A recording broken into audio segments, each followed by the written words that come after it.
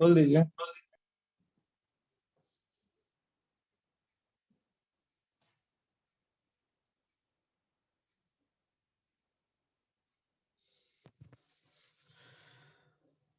Good afternoon to all.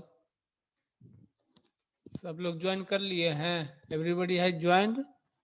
Only 27 participant. Hello, yes sir.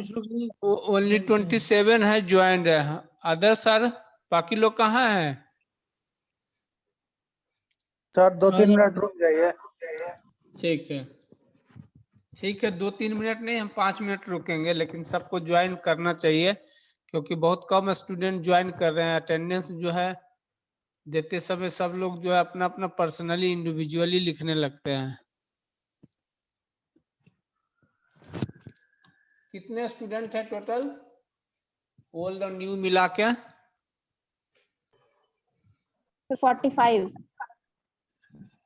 How much? 45।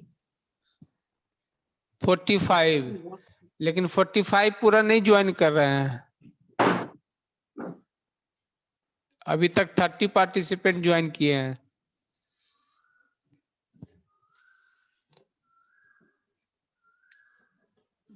Sir 7 लोग का duty चल रहा है सर। वहाँ कहाँ चल रहा है? फिर सर वो ब्लॉक ब्लॉक पे ड्यूटी लगा हुआ है है। 7 स्टूडेंट का। कहाँ पे चल रहा है? ब्लॉक में। अच्छा, ब्लॉक में चल रहा है, तो वो लोग क्लास नहीं करेंगे? वहां से ज्वाइन तो कर सकता है वो लोग। वो लोग का मैं कंपलसरी नहीं है सर, हाँ, यस बोले सर। कि ऑप्शनल, अगर इच्छा है तो ज्वाइन कर सकते हो, नहीं तो वो लोग अटेंडेंस वही वाला जाएगा, ब्लॉक वाला। अरे अटेंडेंस से मतलब नहीं है, नॉलेज होगा कुछ तो ना, जेआरएफ में एग्जाम में लिखोगे कुछ। वो तो है? उनकी इच्छा है सर, नहीं कर रहे हैं। अच्छा, फिर भी अभी 32 ज्वाइन किए हैं, अभी और लोग कहाँ है?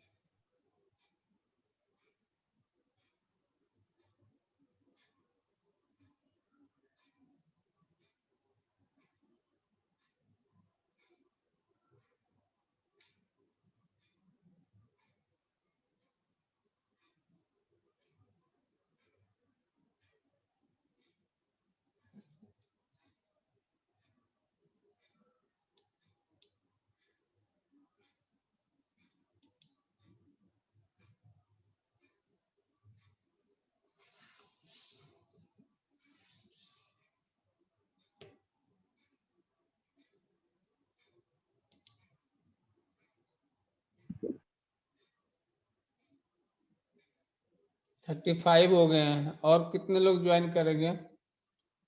शुरू करें?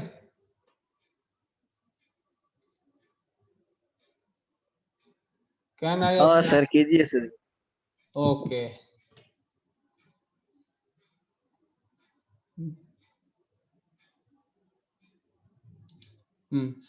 So under the alternative feed arrangement for the animals, today I will cover the topic feeding and management strategy of dairy animals during the scarcity. Scarcity period में हम लोग जो है फीडिंग मैनेजमेंट कैसे कर सकते हैं, एनिमल्स का मैनेजमेंट कैसे कर सकते हैं, उस पे जो है हम लोग डिस्कस करेंगे। ठीक है ना? तो आप लोग जानते हो कि in our country the drought, scarcity, natural calamity, unfortunately these are the India's rural scene. Okay, and it comes frequently and severity in the future as likely to be increased. हमारे देश में जो है ड्राउट की condition, scarcity की condition और natural calamities जो है अनफॉर्चुनेटली जो है इंडिया का जो रूरल सीन है उसमें जो है बहुत ही कॉमन है। इतनी कॉमन है कि आप जानते हैं कि कभी भूकंप आती है, कभी स्कार्सिटी होती है, कभी बाढ़ आती है, इस तरह का नेचुरल कैलामिटीज में आते रहते हैं। तो ऐसे नेचुरल कैलामिटीज में जो है हम लोग को क्या फीडिंग करना चाहिए एनिमल्स को, कैसे उसको प्रॉपर सप्लाई जो है फीड एंड वाटर का होना चाहिए, और एडवर्स कंडीशन में हम एनिमल्स को कैसे बचा सकते हैं। ओके, तो और अब जानते हो कि India is a sort of feed resources. India जो है फीड रिसोर्सेज जो है बहुत ही कम है, बहुत ही कम है फीड रिसोर्सेज, जिसके कारण जो है हम लोग को एक तो फीड हम सफिशिएंट नहीं दे पा रहे हैं, दूसरी बात है नेचुरल कैलामिटी जब आ रही है, ड्राउट कंडीशन जब आ रही है, स्कार्सिटी जब आ रही है, तो उस समय हमें एनिमल्स को कैसे खिलाना चाहिए, how to feed the animal, how to manage the animal, how to supply the proper feed and water to the animals. These are the very important points to be covered in this lecture. Okay, so under the fodder production, you know there is a decreased fodder production in the India, but you know the crop residue availability is increased. In our country, approximately 500 million ton crop residue are available, and in which compound livestock feed production is only 8 million ton, increased by the CLEPMA. Okay, so regarding the scarcity of the dry fodder, green fodder, or green fodder and the concentrate, all three are very deficient in our country, but crop residue has increased up to the 500 million ton. ये 500 million ton भी जो है हम लोग क्या करते हैं, खेतों में जला देते हैं या उसको खत्म कर देते हैं, है ना। तो इस तरह से जो है खत्म नहीं करना है, खेतों में नहीं जलाना है, उसको जो है हम लोग प्रॉपर यूज करना है, ठीक है ना। So there is a huge gap, there is a huge gap, shortage of concentrate 47%, green fodder deficient is 25%, and dry roughage is 40%, and that is the huge difference between the demand and supply of the animal feed resources in the country. Okay, so to meet the availability and requirement feeding management, we have to manage the feeding requirement, we have to manage the feeding of the animals by the different sources of the feed residue, tree leaves, forest byproduct, vegetable byproducts, and fruits byproducts. Okay, so you can see from this table, we can see that there is a huge deficit of the dry fodder, green fodder, and then concentrate in our country. Okay, so what strategy to maintain the program?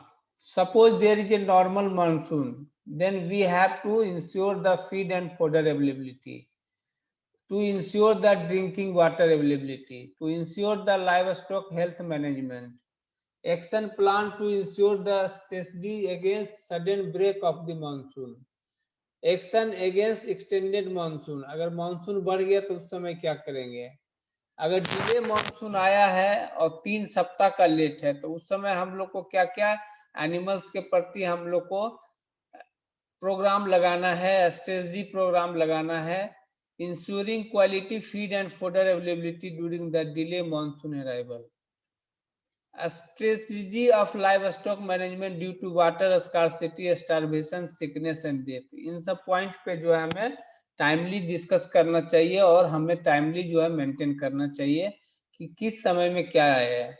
अगर timely onset अगर monsoon का होता है और sudden break होता है, तो भी हमें जो है feeding green fodder due to timely onset of monsoon पे ध्यान देना पड़ेगा, ensuring quality feed and fodder availability पे ध्यान देने पड़ेगा, उसके बाद strategy of the livestock management due to water scarcity, starvation, sickness and death पे ध्यान देना पड़ेगा, ठीक है। अगर ड्राउट आती है तो हम लोग को ऑल जो ऊपर पॉइंट्स बताए गए हैं उस पर कवर करना है, अगर एक्सटेंडेड मानसून आते हैं तब हम लोग को क्या करना है, तब strategy of the feeding green fodder of the high moisture content and spoilage due to mould development, इस पे फोकस करना है कि मॉइस्चर के कारण जो है मॉल्ड का डेवलपमेंट नहीं होना चाहिए, एस्परजिलस स्पीसीज का डेवलपमेंट नहीं होना चाहिए, जिसके वजह से जो है फीड खराब ना हो जाए। Animal protein and mineral supplementation sufficient है कि नहीं, उस पर ध्यान देना चाहिए। Strategy of the anti parasites, epidemics and other metabolic disease management पर भी ध्यान देना चाहिए। Conservation of excess fodder mass produce, अगर एक्सेस फोडर अगर है अवेलेबल तो उसका जो है कंजर्वेशन करना चाहिए, जैसे हे एंड साइलेज है ना। साइलेज का पर्पस क्या होता है, एक्सेस क्वांटिटी में अगर फोडर अवेलेबल है तो उसका हम लोग साइलेज बनाते हैं, ठीक है। तो उस जो है साइलेज हम लोग को बट चाहिए, ठीक है। तो ऊपर जो स्ट्रेटजी हम लोग जो डिस्कस किए हैं उसमें हम लोग ड्राउट कंडीशन में क्या कर सकते हैं, तो ड्राउट कंडीशन में हम लोग के पास जो भी फीडिंग टेक्नोलॉजी है उसको हम लोग लागू कर सकते हैं। Feeding technology to be use during the drought situation, livestock managemental practices कर सकते हैं, preventive measures against epidemics and disease कर सकते हैं, वाटर मैनेजमेंट और अनकन्वेंशनल फीड रिसोर्सेज जो ऑलरेडी हम लोग जो है प्रीवियस क्लासों में डिस्कस किए हैं, ठीक है। तो इन सब बातों पे फोकस करना है, ठीक है। टू फीडिंग स्ट्रेटजी हम लोग को लेना है। पहले तो one relate with the lack of the fodder availability and other with the lack of the feed quality. fodder availability पे भी ध्यान देना है और lack of the feed quality है उस पे भी फोकस करना है। Okay, so feed 3 programmes to need to be followed. कौन कौन सा 3 प्रोग्राम? पहला, feeding strategy for maintenance animals to ensure its survival. जानवरों को जिंदा रखने के लिए क्या फीडिंग स्ट्रेटजी अपनाना चाहिए ताकि हमारा एनिमल्स जो है मेंटेन हो सके। दूसरा होना चाहिए feeding strategy to maintain the minimum level of production and growth. Minimum level जो ग्रोथ होना चाहिए एनिमल्स का और मिनिमम लेवल जो प्रोडक्शन होना चाहिए उस पे जो है हम लोग को ध्यान देना चाहिए, and so that we can give maximum emphasis on their survival and production of the milk and milk products. Okay, third होना चाहिए कि feeding study to maintain the desire production by purchasing supplements from the outside. ये last हमारा feeding strategy होगा कि जब हमारा animals का दूध का प्रोडक्शन सही है, मेंटेनेंस हमारा सही हो रहा है, सर्वाइवल हो रहा है, तो हम एक्स्ट्रा प्रोडक्शन के लिए हम जो है सप्लीमेंट्स दे सकते हैं, और सप्लीमेंट्स को हम लोग बाहर से खरीद सकते हैं during the scarcity period, during the natural calamities. Okay, आप लोग जानते हो कि critical body weight for survival is up to 20% of the body weight loss in case of cattle, while in case of desert animal like sheep and camel it is up to 30 to 40%। 20% से अगर weight loss ज्यादा होगा तो ये critical body wait कहलाएगा, और उसी तरह से डिजर्ट एनिमल्स में if there is a critical body weight of 30 to 40% से reducing, it means there is a huge loss of the body weight. Okay, in case of the milk and other producing animal, the only solution lies with the supplementation because productivity cannot be recovered by other means.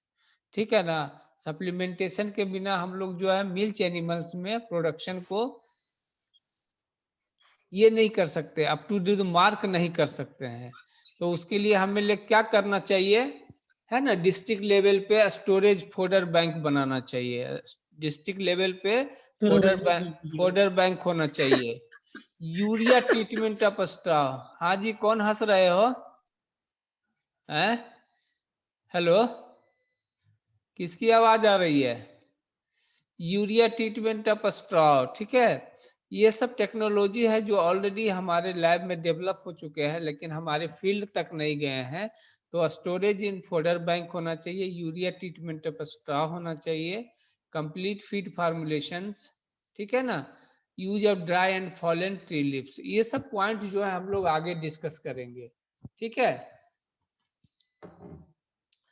अब कौन कौन सा feeding technology है to be use during the drought situation? अगर भूखमरी की समस्या आ गई, ड्राउट की सिचुएशन आ गई एनिमल्स के सामने, तो उस समय हम लोग क्या क्या कर सकते हैं, कौन सी टेक्नोलॉजी लगा सकते हैं?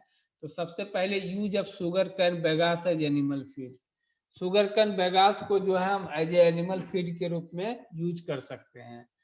तो sugar cane bagasse is commonly used as a fuel in sugar factories, but it can be used as a livestock feeding during the scarcity. Scarcity period में हम लोग शुगर कैन बेगास का यूज कर सकते हैं। तो क्या शुगर कैन बेगास का एज सच हम लोग यूज कर सकते हैं? नहीं कर सकते हैं। एज सच हम लोग शुगर बेग का यूज नहीं कर सकते हैं। उसके लिए हमको पहले टेबल बनाना पड़ेगा, और पहले टेबल बनाने के लिए बहुत सारे चीज उसमें मिलाने पड़ते हैं, ठीक है ना, ताकि एनिमल जो है उस पर मेंटेन रह सके, खा सके, ठीक है ना। That's why it is called कि it is not palatable as such. As such अगर खिलाएंगे तो पैलेटेबल नहीं होगा। तो हम लोग क्या करते हैं, इसको टोटल मिक्स राशन में खिलाते हैं। What is total mix ration? Total mix ration containing 50% sugar cane bagasse, 17% groundnut cake, 4% wheat bran, 25% molasses, 1% urea, 1% salt and 2% mineral mixture. अगर इतने चीजों को हम मिला करके खिलाएंगे तभी हमारा जो है ये प्रोडक्ट जो है हमारा क्वाइट पैलेटेबल होगा, ठीक है ना। Quite palatable to the animals after adaptation and animals can be maintain. तभी हम लोग एनिमल्स को मेंटेन रखना है। ये सिर्फ शुगर कैन बेगास खिलाने से स्कार्सिटी पीरियड में काम नहीं चलेगा। इसके साथ हमें जो है बहुत सारे चीज को मिलाना है। तो जिनको अगर लिखना है तो ये लिख सकते हैं कि शुगर कैन बेगास को हम लोग स्कार्सिटी में कैसे खिला सकते हैं। तो 50% शुगर कैन बेगास मिला सकते हैं, 17% ग्राउंडनट केक मिला सकते हैं, 4% व्हीट ब्रान मिला सकते हैं, 25% molasses, 1% urea, 1% salt and 2% mineral mixture. अगर मोलासेज अवेलेबल नहीं है मार्केट में तो हम लोग गुड़ मिला सकते हैं उसको, है ना। तब इतना मिलाने के बाद जो है हमारा पैलेटेबल हो जाएगा। उसी तरह से ग्रोइंग एनिमल्स के लिए हमें कंप्लीट फीड बनाना है तो क्या करना पड़ेगा?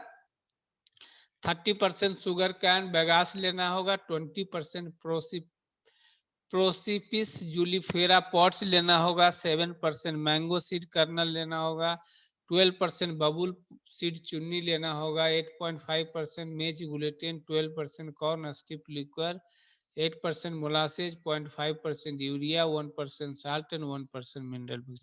कहने का मतलब कि कोई भी चीज को हम यूटिलाइज करना है तो उसको कंप्लीट फीड के रूप में यूज कर सकते हैं, और उसमें हम लोग यूज कर सकते हैं। ऐसा अगर 100% शुगर कैन बेगास देंगे तो उसकी पैलेटेबिलिटी नहीं होगी और इनटेक कैपेसिटी नहीं होगी।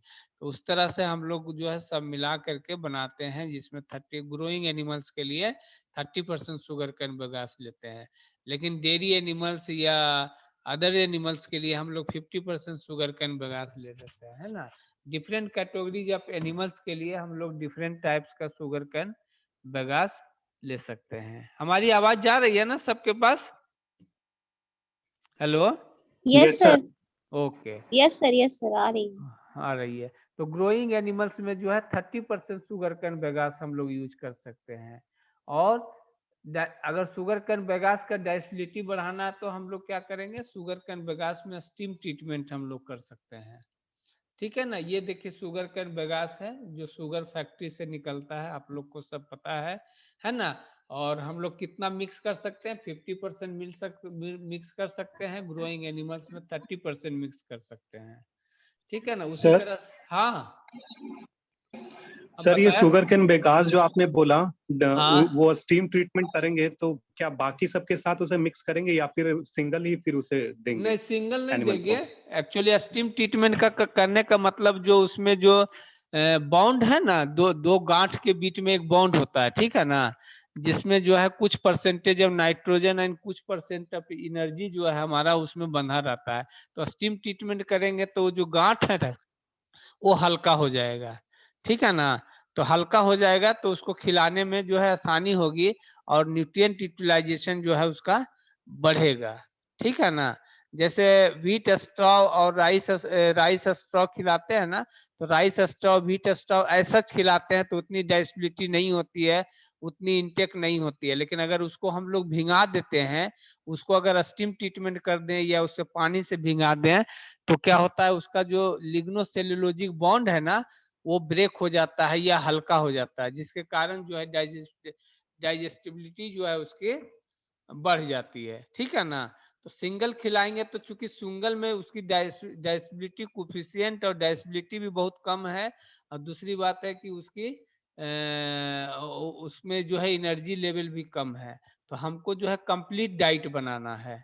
ठीक है। Hello, yes sir, yes sir, yes sir, ठीक है सर। क्लियर क्लियर हुआ ना।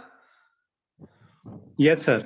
हाँ, तो उसी तरह से अगर हम शुगर कैन टॉप्स को खिलाते हैं तो यूरिया सप्लीमेंटेशन भी उसके साथ कर सकते हैं, ताकि ऑर्गेनिक मैटर को हम लोग बढ़ा सकते हैं, डाइजेस्टिबिलिटी को बढ़ा सकते हैं।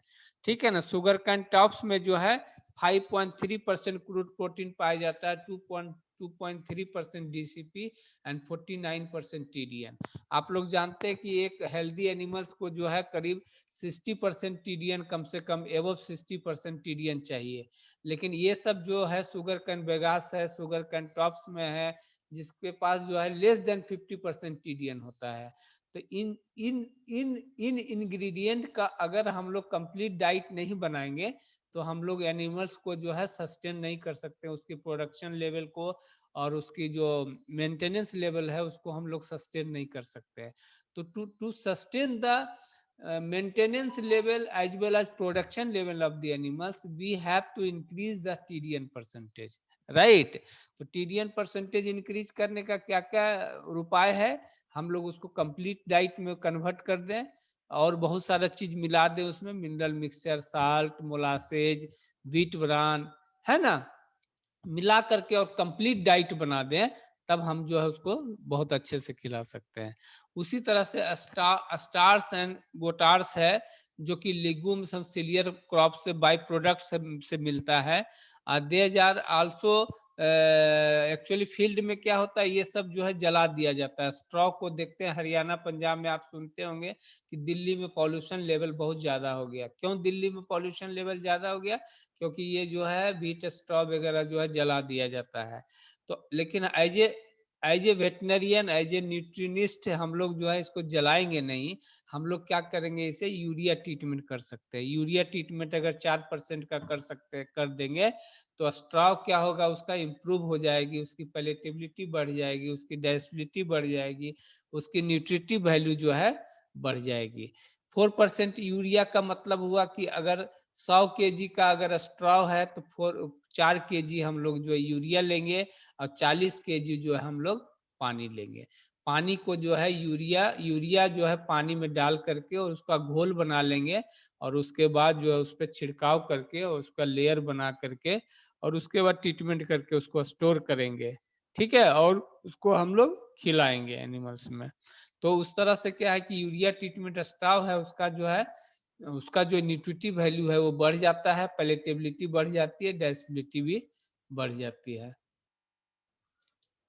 ठीक है। Straw like rice, wheat, jowar, bajra, maize, इटिस एंड गोटार्स like groundnut, moong, gram, toor, urad, cowpea, ये सब हम लोग जो है यूज कर सकते हैं यूरिया ट्रीटमेंट में। ठीक है ना। एक लीव्स आता है, चेयर लीव्स एंड फ्रूट्स आता है, जिसका नाम है एविसेनिया ऑफिशियलिस। ठीक है ना। चेयर ग्रोज चेयर लीव्स जो होता है, जो ग्रो करता है नियर द सी शोर इन स्टैग्नेंट सी वाटर। जहाँ स्टैग्नेंट सी वाटर है वहां सी शोर के किनारे जो है ये उगता है। ड्यूरिंग स्कार्सिटी जो है चेयर लीव्स जो है हम एनिमल्स को खिला सकते हैं। Ripened chair leaves fruits floating on the water can also be used for the animal feeding. It is the experience of the livestock owners that chair leaves and fruit increases the milk fat content. ठीक है ना। उसी तरह से हम लोग tree leaves, vegetable leaves को use कर सकते हैं। वेजिटेबल लीव्स के बारे में और वेजिटेबल्स बाय प्रोडक्ट्स के बारे में हम लोग ऑलरेडी डिस्कस कर चुके हैं। फ्रूट्स बाय प्रोडक्ट्स के बारे में भी डिस्कस कर चुके हैं। ट्री लीव्स के बारे में हम लोग डिस्कस करेंगे। Tree leaves, green fodder is not available during the scarcity period में। आप लोग जानते हो कि ग्रीन फोडर अवेलेबल नहीं रहता, तो उस समय हम लोग ट्री लीव्स का यूज कर सकते हैं, ठीक है ना। ट्री लीव्स का यूज कर सकते हैं। लीव्स ऑफ नीम, मैंगो, बनियान, पीपल, बबूल, सुबबूल, महुआ, ये सब का लीफ जो है हम लोग एज ए ग्रीन फोडर हम लोग स्कार्सिटी पीरियड में खिला सकते हैं। लेकिन दिमाग में ये चीज रहना चाहिए कि नीम है तो नीम हम ऐसा जैसे फोडर खिलाते हैं वैसे नहीं खिलाएंगे। नीम हम जो है 5 से 10 किलो एक गाय में खिला सकते हैं, लेकिन आप अगर कहोगे 20 किलो तो नीम नहीं खाएगा, क्योंकि उसमें एल्कोलॉइड्स है, उसमें क्या है, एंटी न्यूट्रिशनल फैक्टर है जो कि उसकी पैलेटेबिलिटी को स्टॉप करता है, तो उसकी पैलेटेबिलिटी कम हो जाती है। तो ये सब चीजों को ध्यान में रखते हुए हमें खिलाना है।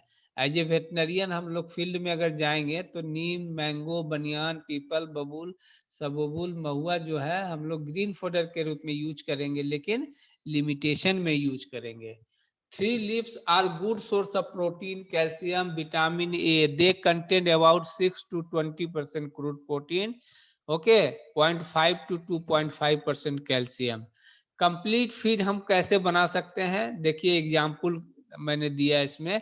50 केजी ट्री लीव्स लेंगे, 50 केजी 50 केजी तक हम ट्री लीव्स ले सकते हैं। उसमें 5 केजी ग्राउंड नट केक मिला दें, 25 केजी बिलायती बबूल पॉट्स मिला दें। यहाँ देखिए मैंने पढ़ाया है ना, बिलायती बबूल पॉट्स फॉरेस्ट बाय प्रोडक्ट्स में हम लोगों ने डिस्कस किया था, जिसमें टैनिन जो है बहुत ज्यादा मात्रा में पाया जाता है। तो हम लोग भी इसको जो है लिमिट में ही लेते हैं, 25-30% तक हम लोग जो है ये बिलायती बबूल पॉट्स खिला सकते हैं, जैसा हम लोगों ने प्रीवियस क्लास में डिस्कस किए हैं।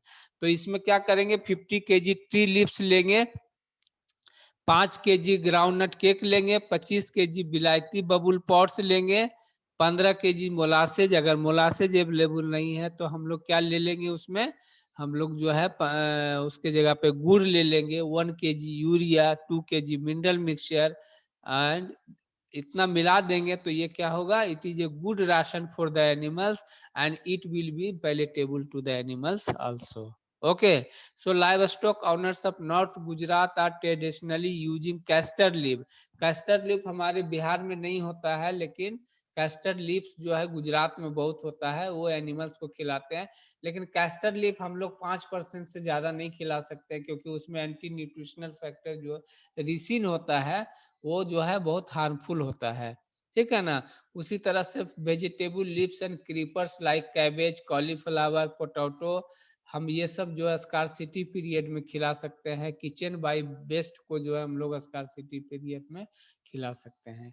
अगर स्कार्सिटी पीरियड में कुछ नहीं है तो डिजर्ट इलाका जहां है वहां पे कैक्टस पाया जाता है। कैक्टस का नाम आप लोगों ने सुना होगा।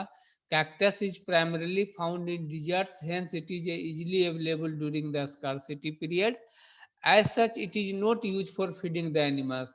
तो आप बोलेंगे क्या सर अकेला मैं कैक्टस खिला सकता हूँ? नहीं खिला सकता हूँ, लेकिन कैक्टस में क्या क्या पाया जाता है ये जानना जरूरी है। कैक्टस में जो है 3.3% क्रूड प्रोटीन होता है, 3.8% क्रूड फैट होता है एंड 56% कार्बोहाइड्रेट हो सकता है।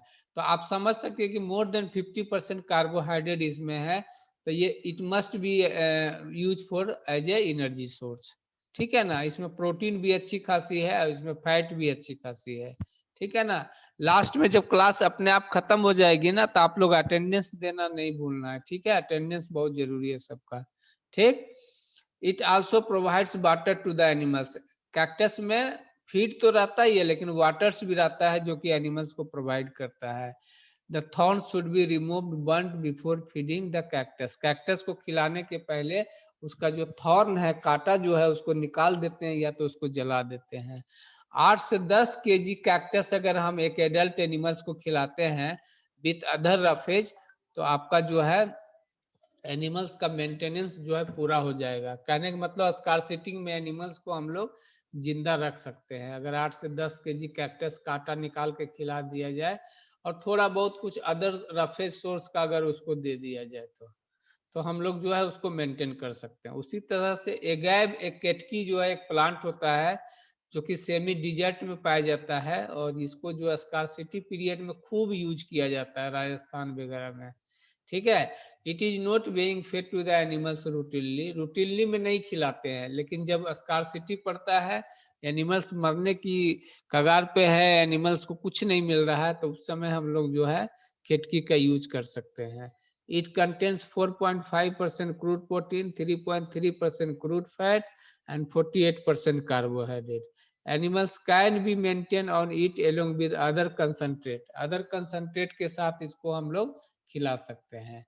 अगर कुछ नहीं अवेलेबल है तो हम लोग पेपर बेस्ड को भी एनिमल्स को खिला सकते हैं। आप जानते हैं कि पेपर बेस्ड में जो है 70% सेलुलोज पाया जाता है, और सेलुलोज जो है अगर उसको हम ट्रीटमेंट कर दें तो वो एक एनर्जी के रूप में बहुत बढ़िया एनिमल्स में यूज हो सकता है।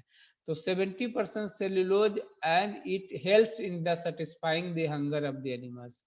तो इसको कैसे करेंगे, तो जैसे ग्राउंड पेपर बेस्ड को हम ग्राइंड कर देंगे, ठीक है। तो ग्राउंड पेपर बेस्ड 6 kg को अगर हम 4 kg मोलासेज या गुड़ के साथ मिला दें, 50 ग्राम नमक मिला दें उसमें, और मिनरल मिक्सचर 50 ग्राम मिला दें, तो per day is sufficient for maintain of the an adult animal. Okay, complete feed containing 30% ground paper based and other concentrate can be effectively used to maintain the animals during scarcity period.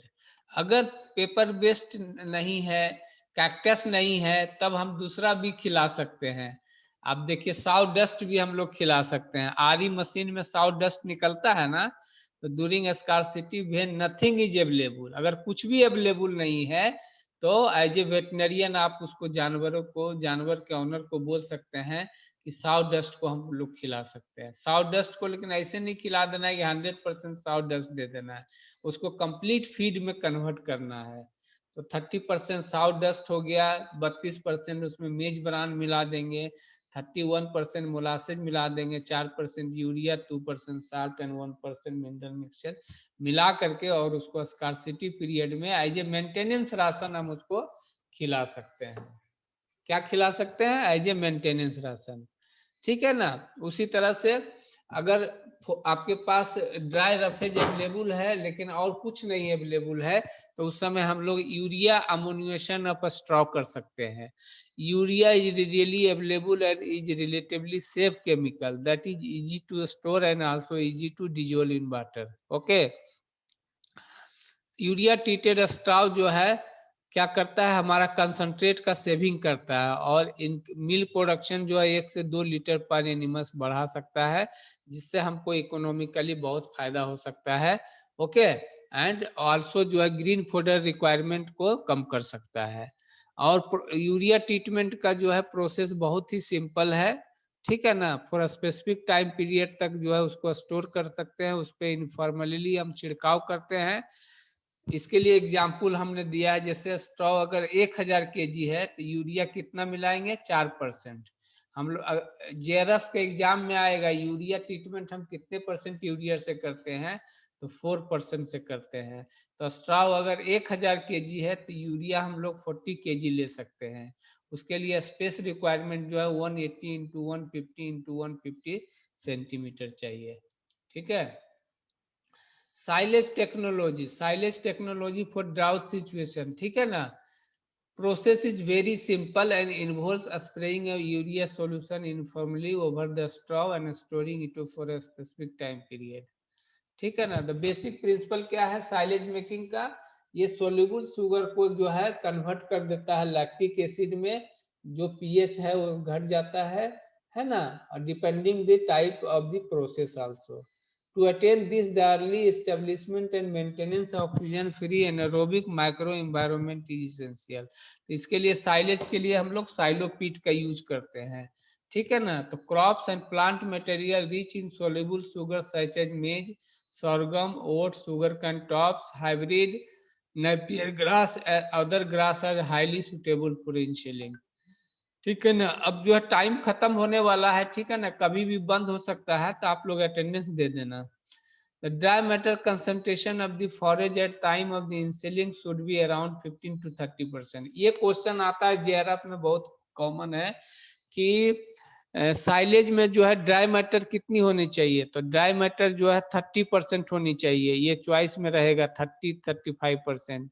और उसमें moisture कितनी होनी चाहिए, तो moisture जो है